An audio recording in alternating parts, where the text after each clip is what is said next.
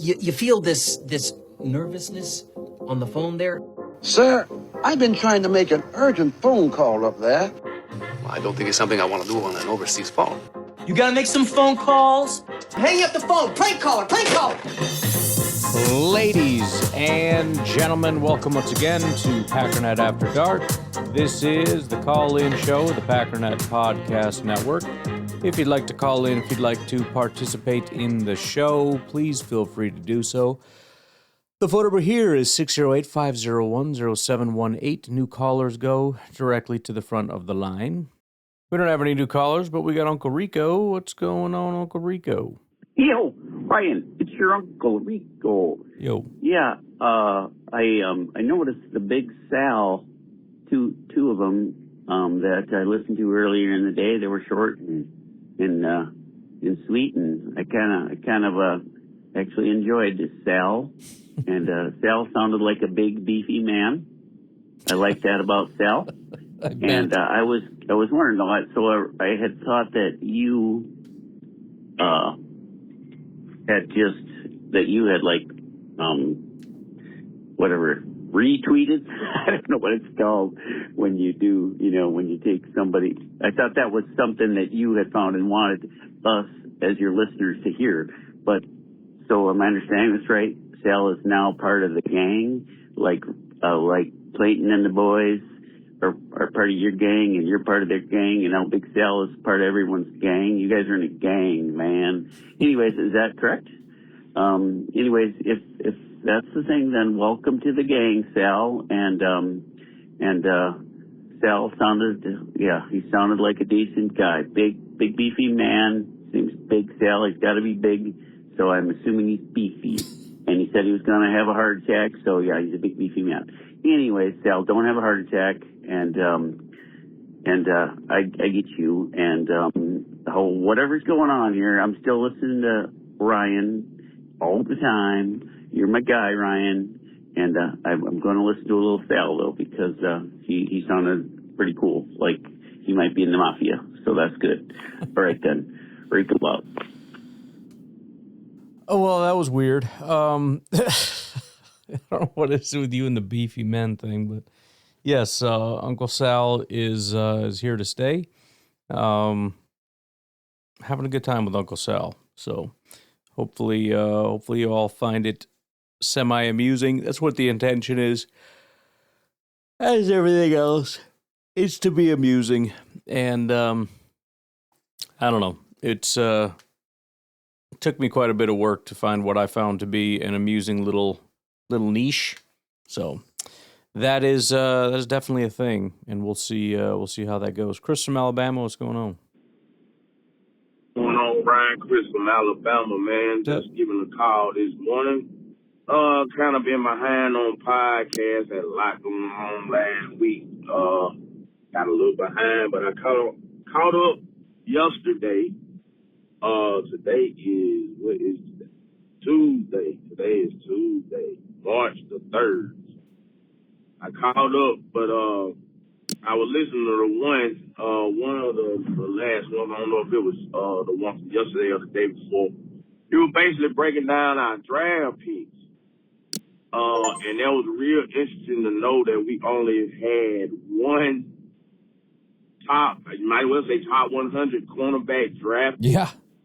And that one surprised me too. I forgot what I was even looking for. I don't know if it was Packernet After Dark or what, but yeah, I was digging around looking for something else. It was when I was doing it doesn't matter, but I was trying to find like comps for corners, and it's like we haven't touched it. We haven't done anything with corners in forever. As pretty much almost a decade, 8 years, I think it went back since 2018.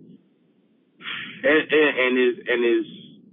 is very surprising. Just like you said, you were surprised that this cornerback group was significantly worse, and I'm actually shocked too, because and then once you said it, I had to think about it. Like, dang, we so haven't got first round corners like that or second round corners like that. We've gotten first round safeties, second round safeties a lot, but I never. It's weird. And now my mind is wondering Why do you think that's the case? I mean, do they feel like they wasn't there? Because I felt like last year, I mean, not to just go back on hindsight, you know what I mean? Because I know I just listened to Packernet After Dark this morning. I actually was listening to it. Started listening to where I got to the call where be able to talk about people calling in and saying who we should have drafted. It's not kind of like that, but I was saying like I kind of figured we would maybe try Will Johnson at the cornerback position. I know the injury at the time was kind of concerning. That's why he kind of dropped. And I'm not pretty sure. I think he was kind of decent with the Cardinals. But anyway, don't matter because we didn't get him, so it is what it is. I was just saying that might have been the case. Even not then, maybe someone in the second round. But we waited all the way to like I think that guy was a 7th round pick, and I think he was pretty good in camp, but he didn't make the roster. Name is escaping me right now, but yeah. But you know, last year we drafted Matthew Golden after 23 years not having a wide receiver in the first round. Maybe Goop goes ahead and embrace another streak and go ahead and get a cornerback in the second round. Hopefully it's Chris Johnson or Keontae Scott or whoever's there. Go back, go and call back with something else on the next call. Yeah, I mean, I would have to assume there's no, you know, I don't know what you'd call it. I don't want to say there's no reason because there's always reasons, but it's not intentional. It's not what they set out to do was neglect corner. It's probably a combination of how things fell and how comfortable they felt with the corners that we had. You know, we had Jair for a large portion of that, which was going well for a lot of that, or at least they expected it to go well. We had Rasul, Keyshawn, obviously they like a lot. I just think they felt relatively comfortable with our cornerback room. And now we have the GM explicitly calling out the cornerback room as something that they need to attack. So, yeah, I would expect to see a little bit of a different posture towards the cornerback room than what we've seen in the past. And hopefully, considering how, I hate to call it successful, but considering how not awful it's been without even hardly trying, hopefully trying a little bit will bring a little bit of success. All right, I'm back. Now, next subject I want to talk about, and this one might not ruffle feathers, but it might be a lot of disagreement with this.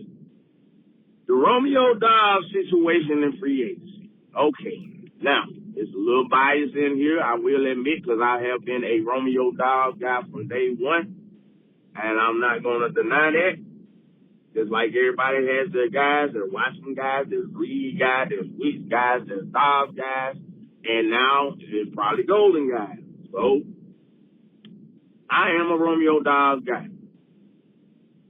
I've been hearing, and I know Clayton been talking about it a lot about the market value of Romeo Doubs.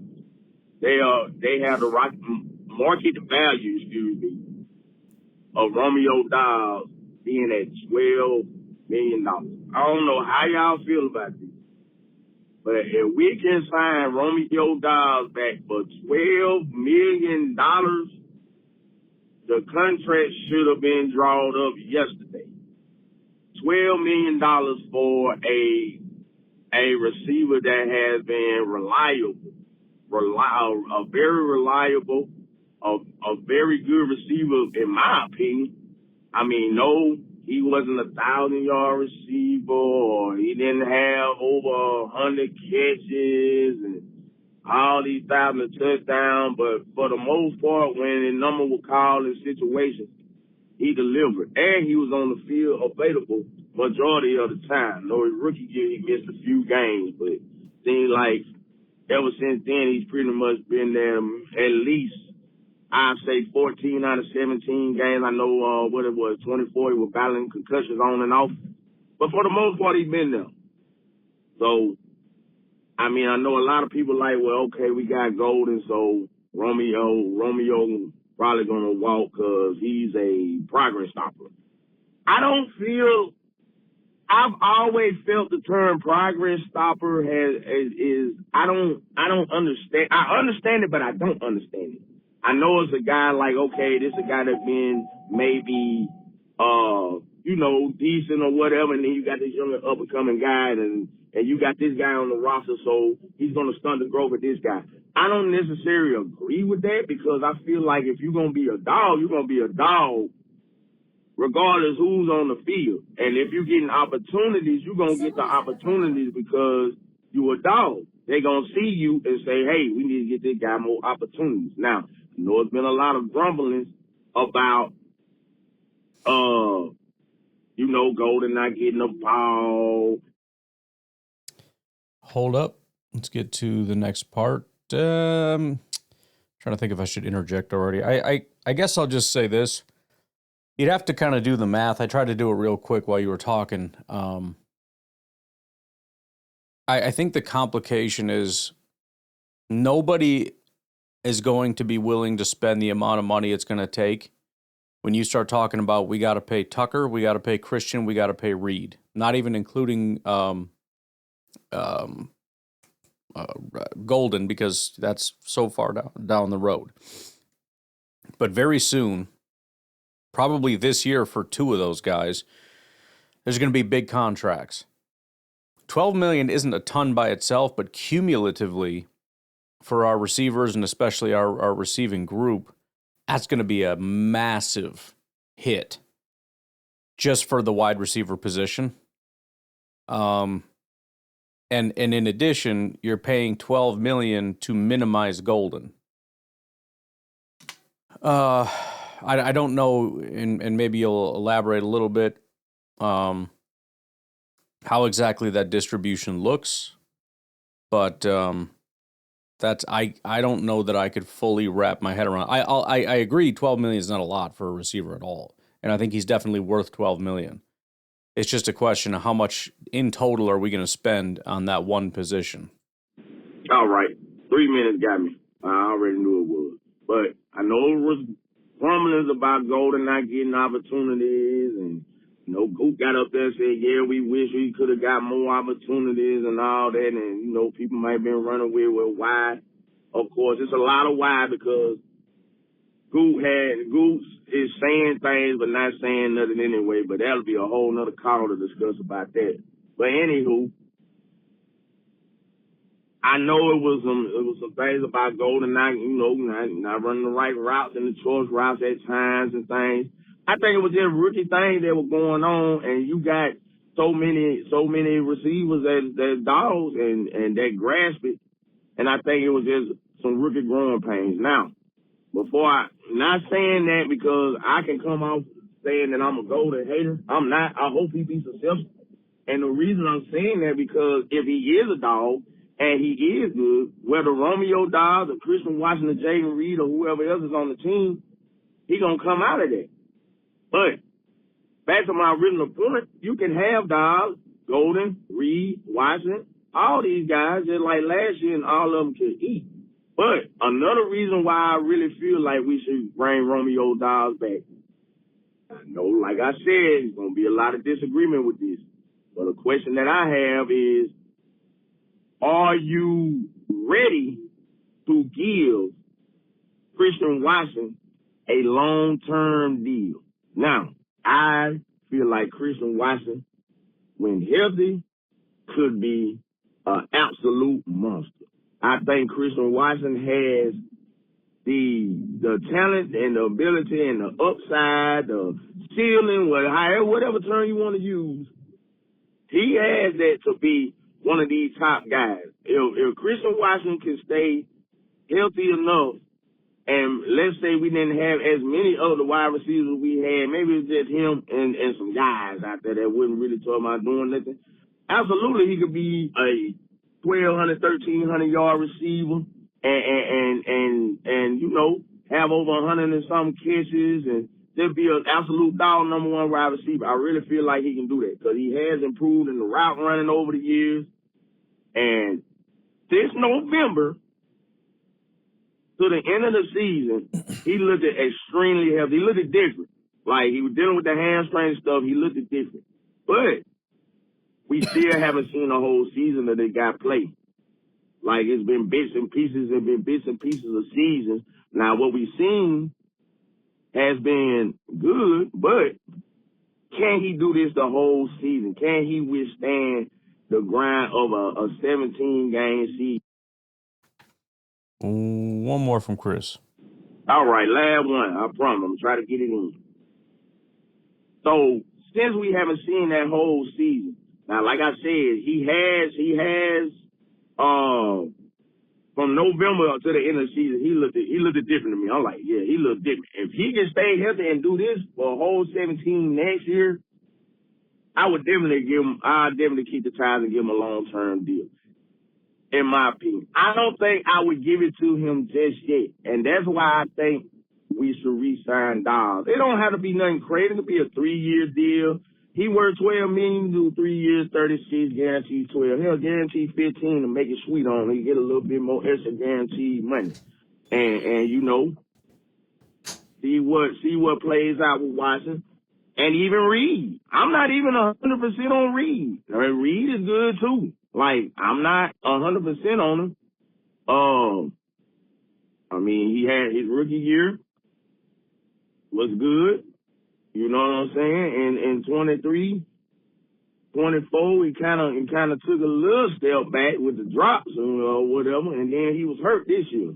Now, 9 times out of 10, yeah, Reed will probably get signed, and he'll probably get re-signed, and Watson will probably get re-signed. But I think the security blanket of Romeo Doubs and just the reliability of that, I think we should just try to keep him. Maybe some type of Josh Jacobs deal, or the deals that Russ Ball and them could put together. It's a 4-year deal, but it really be a 1-year deal. You feel me? Something like that. You can even do a 12-48 with 13 or 14, 15 guaranteed, or something like that. Some little small deal, like if you want to stretch it out, a 3 or 4-year deal, but really a 1-year deal. And because I really think that Romeo is he might not be our most talented receiver, but in the last years of all these receivers, I think he's our most reliable one. So, I mean, reliability, you don't want to overpay for that, but $12 million, man, we need to bring him back. We need to bring him back, and I feel like we can still bring him back, have him in the role, and still have Golden in the role, and I think both of them can eat. Everybody can eat. They need to eat, and whoever stands out over the other person stands out. I don't think nobody stopping anybody's progress, I could say. But let me know what y'all think. I know there's a lot of watching guys and definitely a lot of Golden guys, and there ain't too many Romeo Doubs guys. I might be in the minority there, but let me know what you think, man. I think we should re-sign him. It's definitely at that number. Go Pack Go, and I'll talk to y'all later. Well, here's where I'll definitely agree with you. I don't feel super comfortable with anybody 100%. We don't have like a Devontae Adams, and it's part of it is the talent. Part of it is also just, can we see you for a full year? I mean, have we seen Reed dominate for a year? No. Have we seen Watson dominate for a year? No. We haven't seen Tucker dominate for a year. We haven't had a single guy on this team just be a dog the entire year. You can say that about Jacobs too. There's nobody on this team that just gives us a solid, good, full year. I think the complication is we have to make a decision about Doubs first. And as much as if we can get away with a 1-year deal, we could probably make that work. And maybe that's part of what, they're trying to work out is the structure. Because you can get away with anything if you can get kind of a 1-year-ish deal, even if it's a fake, like you said, 2-3-year deal or something. The issue is, I think he's going to get better than that somewhere else. I think he's going to get a real deal somewhere. And so if we assume that, and I don't know that, but if we assume that, then what we're kind of going to have to do, I guess I could just reframe the question to you, or, something for everybody to think about. If I told you we cannot pay Doubs what he's worth on the market, Watson what he's worth on the market, and Reed what he's worth on the market. And we can't do any nonsense about 1 year, this, that, or the other. It's not a thing. Are you willing to sign Doubs with the realization that either Reed or Watson will not be re-signed? Because I'm not willing to do that. And I'm worried that that's kind of the situation we're in. It's not about get rid of Doubs because he's a bum. It's not to get rid of Doubs because he's not worth $12 million.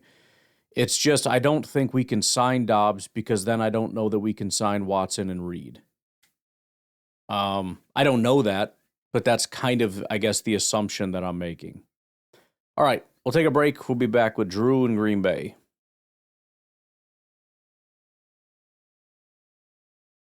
Hey Ryan, it's Drew from Green Bay, and I just had a crazy thought, but do you think that Rich Bisaccia and the Packers were planning on going forward with him as special teams coordinator, and what actually ruined that was the grades, and that when Rich Bisaccia saw he was so low, graded so low by his players, that he was like, well, I don't want to coach the players if they don't even like me. And, clearly I'm not doing good by them, so I'll just step down. Like, especially if he was looking around at other jobs anyways. And the other thing is, talking about retirement and, looking around at other jobs, like, I don't know, it's just kind of a weird thing. Like, was he really all there when he was in the building? I do kind of wonder that too. So anyway, what do you think about that theory? All right, have a good day. Bye. It's a very, very good theory. We just got to see how the timeline lines up. Well, I almost hate to say it because it's such a beautiful theory, but Rich Bisaccia stepped down February 17th. The NFLPA posted the team report cards internally on its player-only website February 26th. So that was like 9 days later. It was actually the same day that ESPN received it. So it's a beautiful, beautiful theory, though. Hey, 1265. Hey. I'm a couple days behind, but I happened to scroll up after I finished. By the way, I love the new, what do you call it again? See, my memory is horrible. I get it. It's horrible. You call it I like to let me tell you something. Ah, yes.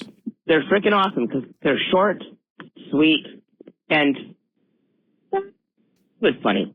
I like the personality. Funny. Good. So, yeah, Bisaccia to Clemson, huh? I saw that as I was scrolling up on the podcast to see what was there before going in the dog, and I thought, well, that makes a lot of sense. It actually makes me feel a little better. He wants to teach young kids. He's a teacher. Yeah. Okay. And he might not have been great at his job. Okay. I'm not gonna debate that. But he is a good person. Sure. And if he wants to instill the proper mindset to a younger generation of football players coming in, I think that's a great thing. I really do. I really do. So, you can say, take him to a therapist, whatever. But there's something to be said about having somebody who's been in the business, actually knows what a lot of these guys are going through, and has been, I really do think, has been a father-like, a grandfather-like figure even, to some of these kids coming in. And I don't think it's a bad thing that he went back to a college. I mean, that's great. That's great. Good for him. I wish you all the luck in the world, Bisaccia. It's him, and I miss you. As a person, I will, but... Sure. Yeah, you kind of fell down as the special teams coach. But anyway, all right, that's all I have to say. Got to go to work. Bye. No, I agree. I'm not going to be so petty as to wish him to have a horrible life. That's freaking crazy. Outside of, joking, sarcasm type stuff. But no, I agree. I think it's kind of a fun thing because it's a way to kind of be reinvigorated. It's probably, I shouldn't say it's less stress. I mean, it's a big program and everything, but it's different. It can, like you said, I think given his strengths of being sort of that father figure, I think college might be a good call for him. Whereas in the pros, I think the mentality might be a little bit more like mine, which is, bro, I don't care. I want to win. You know what I mean? Like I don't need a daddy. College, these, like you said, they're young kids. They need a lot of direction. They need some coaching, not just in football, but in life kind of thing. Probably be a good person to have to send people off to the NFL, to be good to know that this is a Bisaccia kid, get some life advice and all that kind of stuff. I agree. I think it's good for him. I think it's healthy for him. This is just a very competitive business where I don't know that his strengths are going to be as appreciated. And hopefully he does a great job. I hope Clemson's special teams are dominant, and I mean they should be. I mean, he's probably pretty overqualified for that gig, and it's probably a little bit of a throwback to the special teams that he's used to, as opposed to the modern iterations of special teams that have happened. This just isn't really his cup of tea. So I think it's going to be great for him, and probably great for the people that he's going to work with. And like you said, wish him all the best.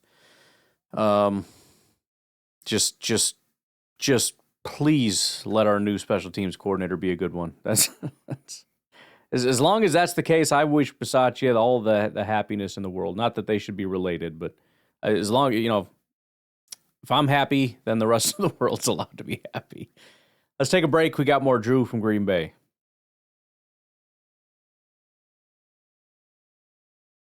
Hey Ryan, Drew from Green Bay. I wanted to give my 2 cents in on Brian Gutekunst and his drafting, and I think that while we don't want to cherry pick necessarily, there are some times where you could look back and kind of see how things played out, and there are some instances where Gutekunst deserves some criticism. I think, for instance, with the Creed Humphrey thing. Versus Josh Myers, it wasn't just an instance of him missing.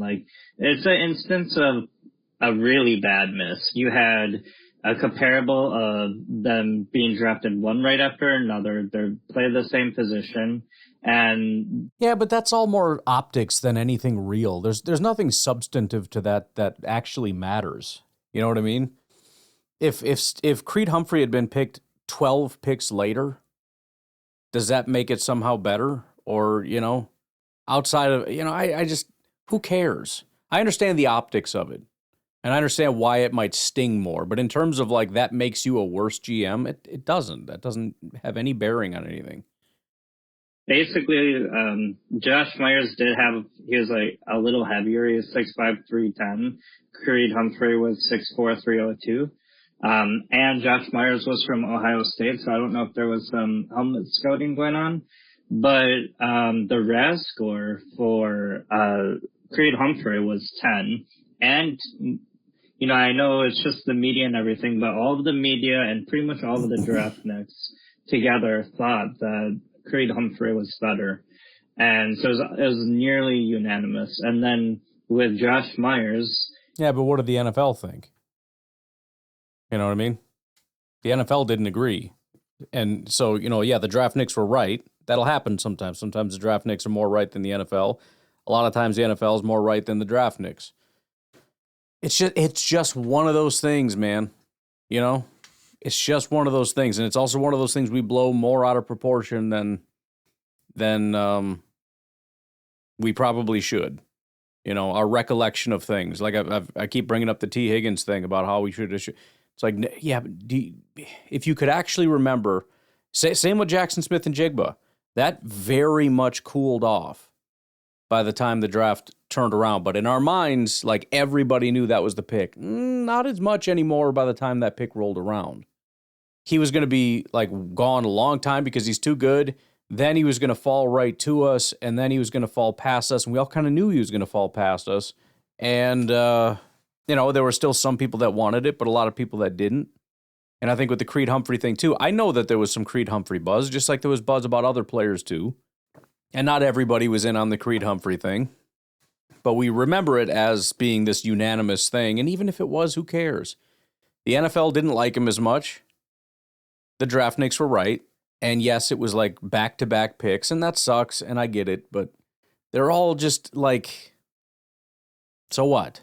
You know what I mean? It doesn't impact the way I would evaluate Brian Gutekunst, unless I feel like he needs to respond to the media. Like the media really likes somebody, then that's who you should pick. And I think if a GM drafts that way, I don't know that he should be a GM anymore. He didn't do hardly any testing. He only did the vertical from what I see, and it was average. Which, by the way, is usually a knock against him, right? He's so obsessed with the RAS. This was where he went and deviated. We all wish he wouldn't have. But, yeah, I mean, everybody on TV says Creed Humphrey is good, and he has got a 10 out of 10 RAS, which is supposed to be what Gutekunst wants. They obviously were looking at that position because they drafted Josh Myers. Why didn't they do it? I don't know. I guess they like Josh Myers more. That's why. And so you look at that, and it's like, okay, you have one guy who's not really testing, and the test he did wasn't very good. Another guy who's literally got a perfect 10 in the res, plus really good tape, unanimous better player, turns out to be a Pro Bowler. The other guy... Well, he's not a unanimous better player. The Packers thought that Myers was a better player. In fact, they thought he was so much better that even with the athleticism, they thought that he was better. So that's why he got picked. Completely fails. Like, I think we could go... At that point, we could say, okay, that was a bad pick. And I don't think that's cherry picking. Like, I think that's analytically you could come to that decision. With Quay Walker... I think he deserves a little criticism. Even though I personally like the Quay Walker pick. By the way, Quay Walker is not, well, maybe this is what you're getting to, is another example of them taking supposedly the wrong guy. And if I'm not mistaken, the right guy wasn't necessary, or I think there were like two or three that were supposed to go before him. There was some last minute, like, watch out for Quay Walker in the first, like right before the draft. But there were like 2 or 3 linebackers that were supposed to go before him, and I think the Packers ended up getting the better end of that. What happened, because we needed a linebacker, and he was athletic, but Quay Walker, he hasn't been terrible, but he hasn't like made the Pro Bowl or anything. After him was Kyer Elam, who didn't make a Pro Bowl cornerback, but then there were 4 Pro Bowlers right after that. Tyler Smith, an offensive tackle, Tyler Linderbaum, the center, Jermaine Johnson, a defensive end, and Devin Lloyd, another linebacker. So within a couple of picks after, it was another linebacker that was a Pro Bowler. So, and Quay Walker isn't. You could say maybe that's a little cherry picking, but there are a lot of options there. One thing I will say though about when we're talking about like JSN and, Lucas Van Ness, like a high pick where. Yeah, 3 minutes got you there. Look, I just, again, I think you just judge the picks on their merits. I don't need to see. I mean, I think Brian Gutekunst is doing a bad job because I'm looking at the picks that have been made and they're not helping us. They're not contributing. You look at the first round, second round, third round, fourth round, fifth round, sixth round, seventh round hit rates, and they're all well below where they're supposed to be. Whether or not the team after us also made a bad pick or made a good pick doesn't change my opinion of Brian Gutekunst. And I know there's going to be Pro Bowlers after that pick because, of course, there's going to be Pro Bowlers after that pick. And where they got picked is kind of irrelevant to me.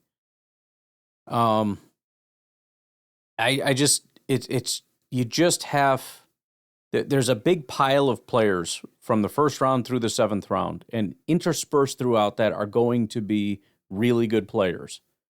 And you have to pick the right one. And if you pick the wrong one, you're going to be surrounded by good players. There's going to be good players before you and after you in the second round, third round, fourth round. There's going to be good players all over the place. You have to try to find them and try not to miss. And trying to like measure how close the hits were, I don't see the value in that. at all. I need you to find the hits. I need you to find the good players.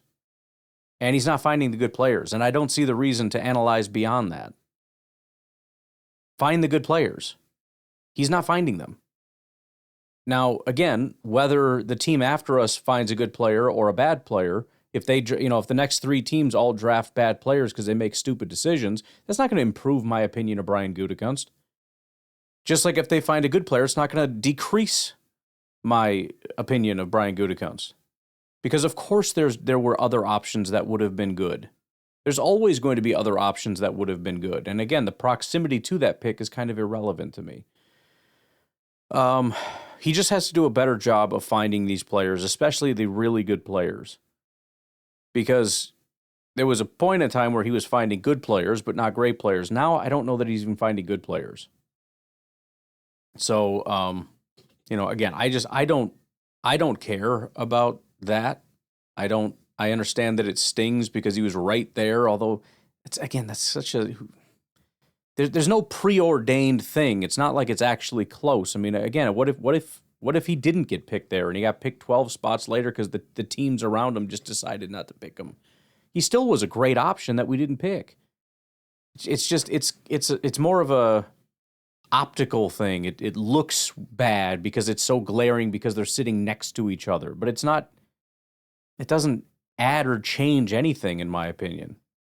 So I need Gutekunst to be better, and what the other teams around us do, whether they find good players or bad players, it's irrelevant to me. Goot just needs to do better. Hey, part 2. I knew the 3-minute monster was going to get me, but Drew from Green Bay again. But so one thing with JS, with Lucas Van Ness being 13 and even Rashawn Gary being 12 is we very rarely pick that highly. We're going to go after a premium position when we get up there. And, Gary and Lucas Van Ness were 2 of the guys that were like solid picks at that point. Like they weren't reaches or anything. And, JSN had fallen a decent amount after us. He didn't go until 20, so I think it's hard to say that, he missed on a pick where we picked 13th and the guy went 20th, especially that high in the draft. And, you could say maybe Christian Gonzalez, he went 17th. He was a cornerback, but I think we're, I would rather us be going for premium positions when we pick that highly. So that's why I think Gutekunst has kind of been like a 50-50 drafter. Well, he's been in like an average drafter, maybe slightly above average, but I don't think he's been great or terrible. Where he really makes his money is in free agent signing trades. Like, I don't think he gets enough credit for that. Malik Willis and what's his name? The pass rusher, Mike Parsons. I don't know his brain farting, but those are really good pickups, that Ted Thompson never would have pulled off. Free agents, all kinds of them. I don't have to go through all of them. Even the trade up for Jair in the draft, he moves around and he can create things from time to time. So, I think, I think Brian Gutekunst overall isn't a problem. I think our coordinators have been problems, and one good draft will change everything. You've said that in the past. So anyways, I will talk to you later, and I'm interested to see what you think about that. Bye. Yeah, it's going to be tough without the first round pick, obviously, but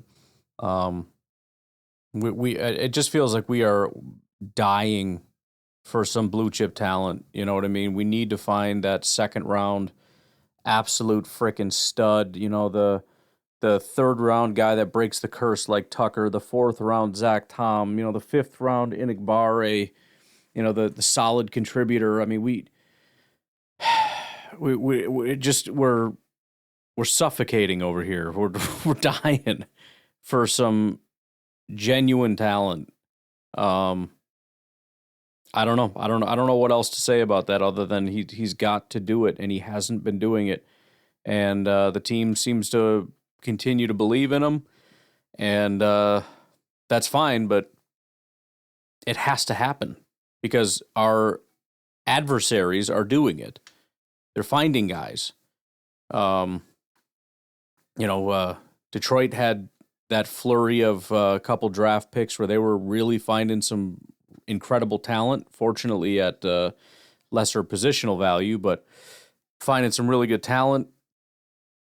And, the Eagles were nailing several seasons that kind of set them up for a long time. Seattle nailed some picks that are going to set them up for a while.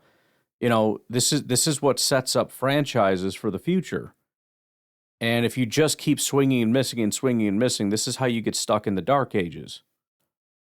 So, I think we're kind of far from that, but not that far. We have to get out of this freaking just wiffle ball tournament, man. We're just swinging and whiffing and swinging and whiffing. And I don't know. It's this isn't going to work. But, in Goot we trust. We'll see how it goes. All right, I'm out of here. Y'all have a good rest of your night. I'll talk to you tomorrow. Have a good one. Bye-bye.